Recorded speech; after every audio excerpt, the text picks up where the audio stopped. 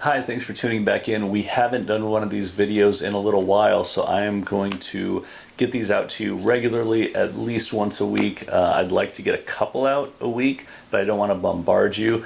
Hopefully while you're in this situation where we're spending more time at home because of COVID, you're looking for entertainment, and I'm hoping to save you some time so that you can, spend more time with your loved ones, make a decision whether or not you want to watch one of these shows on Netflix. So I'm going to be focusing specifically on Netflix right now, but eventually we are going to get into more music. We are going to get into movies, music, and TV is what we're looking to review. So as always, I'm not going to give you any spoilers until I call for a break. When you hear the break, I'm also going to point out a suggested video up at the top that you can click on. If you haven't seen the show that we're reviewing, then you won't get any spoilers until that break. Once you see the little banner come up, that means it's time to either hang out and listen to spoilers, or click on the next banner and check out the next review for another show. That way you can decide what you want to watch and what you don't.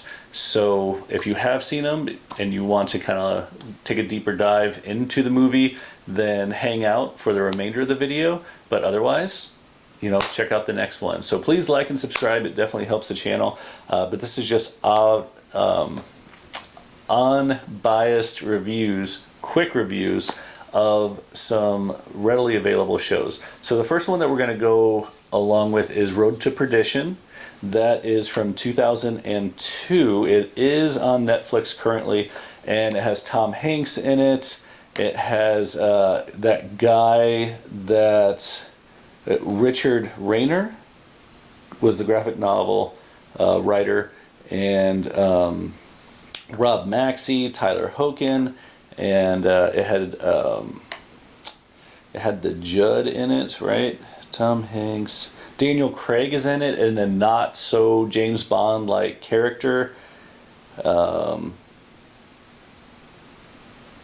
Tyler Hoechlin was the son,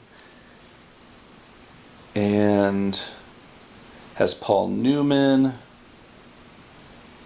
Where is...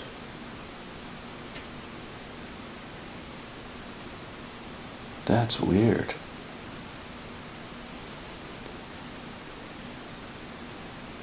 It has the henchman over the killer.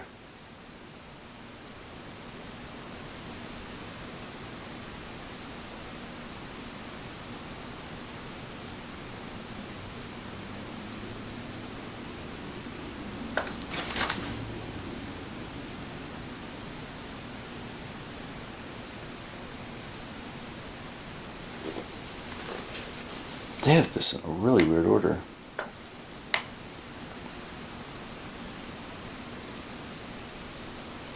Okay, so today we're going to talk about Road to Perdition with Tom Hanks in a 2002 film that is now on Netflix. Definitely worth watching. I would say probably not great for kids due to the violence. It's not extreme graphic violence, in my opinion. It's kind of that good old school mobster movie, and the way that it unfolds is you kind of get into the situation almost from the son's point of view, where you don't really understand what's going on or who people are or what they're doing, and it's kind of unveiled to you as it's unveiled to the son. So it's kind of interesting in that aspect and very enjoyable, honestly. I do like the movie. I do recommend it. It's not without its obvious holes. We will go over those in a moment, but the short story is Road to Perdition.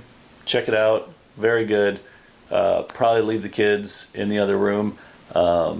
They put some thought into it. The characters are very dynamic. You never know what they're going to do or say. There's some nice twists in it, and it's enjoyable. Tom Hanks obviously does a great job with it. The son develops throughout the movie into a very relatable character that you care about. And, you definitely find yourself caring about these characters as the movie goes on. So very enjoyable.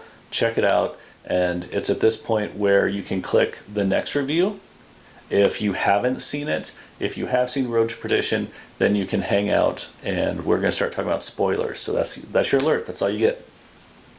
So as far as the spoilers go, they did a very good job with the mob boss father protecting his son, not liking his son, but loving his son, even though it comes to light that he knows that he's stealing from him. He thinks he's a screw up. He sends him in to just talk to people, and he ends up killing people. And he never goes completely against his father, like 100%, I'm just going to take him over, but he definitely has disrespect for him. And Tom Hanks' character, it was very interesting how he was very like a son, like the son that he wishes his son would be to the mob boss. Like he wishes his son was like Tom Hanks, and he liked him, he respected him, he was a good mobster as far as mobsters go, and he knew how the business worked, and he didn't just use unnecessary force to prove his point. He was more reasonable than that. There were obvious holes in the plot, like when Tom Hanks goes to deliver the letter to the underground nightclub owner from the son, who was jealous of him, that said, hey, your debts are basically forgiven if you kill Sullivan, Tom Hanks' character. So he sees the guy kind of acting strange, sees the gun under the newspaper, and knows to grab it, shoot him, and shoot the guard who looked up to him.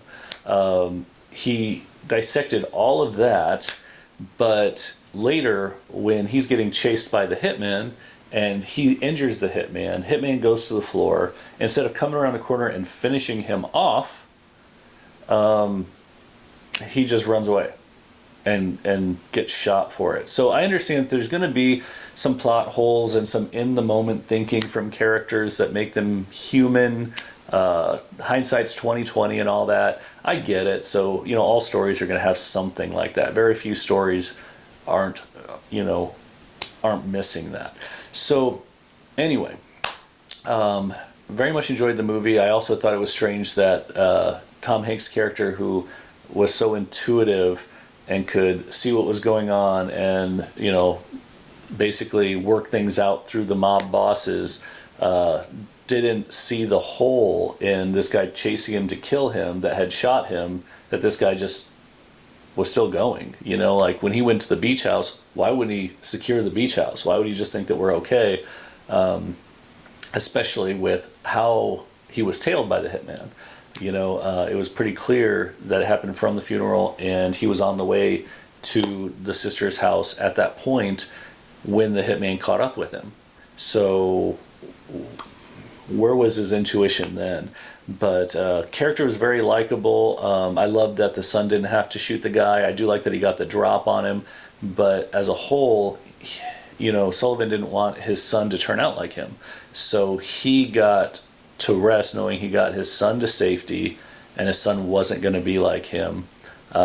He would be better, in a sense. He would be freer. He wouldn't have the blood on his hands. He wouldn't, they believed that they were all going to hell because they were, killing all these people and doing these mob-like crimes. So I definitely think it was good. It was worth watching. It was interesting. And, I probably watched it in 2 or 3 segments just to break it up and think about it a little bit. But I thought the hitman did a very good job. He was very good at being creepy. He was almost a Dick Tracy-like villain towards the end when he became Stapleface. And very good actor. I believed he was creepy. I wouldn't want to be in a room with him. Even his fingernails were creepy in the diner. And, the fact that he wanted to take pictures of the dead people and sell them. And if somebody wasn't quite dead, he'd finish them off. Definitely sold himself as a villain. And the mob bosses were also very good as mob bosses as far as those went. Very believable. The story's very well written. And, you have a story full of imperfect people handling the situation in a, understandable manner, but not so predictable that the movie became boring. You're like, you're going to do what? You're going to do that? it's not crazy, it makes sense because you're explaining why you would want to do that, and there's a certain code among the mobsters where, they're willing to have conversations with each other without a shootout to try to make peace before they, later to have the shootout. So it's not like, the conversation just goes bad. It's almost like this code that they have among themselves of honor. So anyway, if you haven't seen it, you watched the review a little bit too long, sorry. But if you have, let me know in the comments if you agree with what I'm saying, and hopefully you enjoyed it as much as I have. Please subscribe and like, it helps out the channel, and thanks for watching Quick Reviews.